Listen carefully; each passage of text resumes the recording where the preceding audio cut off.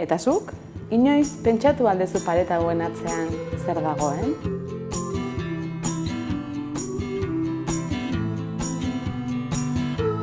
Naizta goizetan altzatzea eta hola kosta bite zaigun.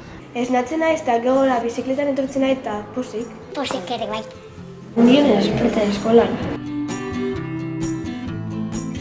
Ikasleak egon behar du kuriosidadean edo jakin-mina sentitu behar du.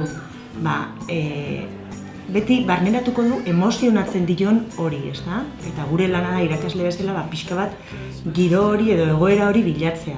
Beti bizirik mantentzea kuriositate hori. Leno irakaslea zan klasean sartu, klasea ematen zuna. Orain irakaslea gidaria agea. Ikasleak dira bere ikasketaren arduradunak. Ikasleentzat abiapuntua da euskara eta hortikan galtzen dituzte beste hizkuntza batzuk. Inglesa adibidez bakigu oso garrantzitsua dela eta aukera pia askau ez ingleseko klaseak arkan gizartere bai inglez ezite dugu. Eta honek ate pia tirikite izkugu adibidez Erasmus Plusen. Ez dela hizkuntz bat ikastea, baizik eta hizkuntza erabiltzea beste gauza batzuk ikasteko.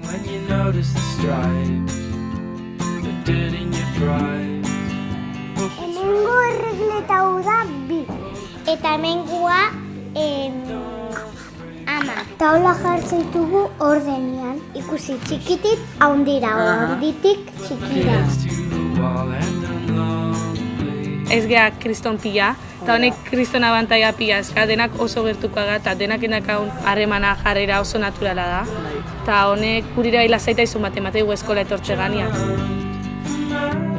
Mindfulness, lasaitu eta debaira egiteko satanama. Satanama.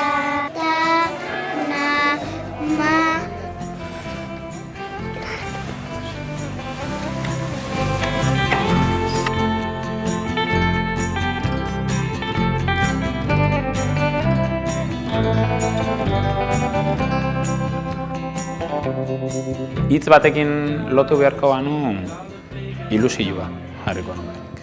Gertutasuna.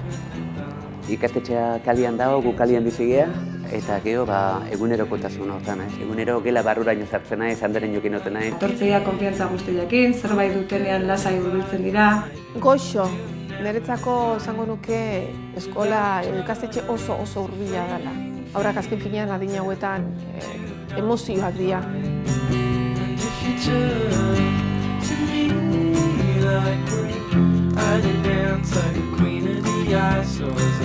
Ume bakoitza dimentaz bina da eskala eta bakoitzai beraldetik saiatu behar dela reforzatzen ditunak edo ez ditunak gabezia egitazkoen horietan indarra jartzen baita ere, baina hortan saiatzea eskola bintzen.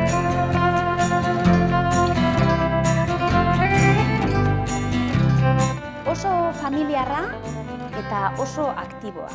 Eta anei konfiantza mateitena. Nik esango nuke guk gelandakagun esaldi bat idatzita eta iritze zaitala dela, sinistetela hortan. Eta da aurrak berak egin behar du bidea eta izan gaitezen bide lagun.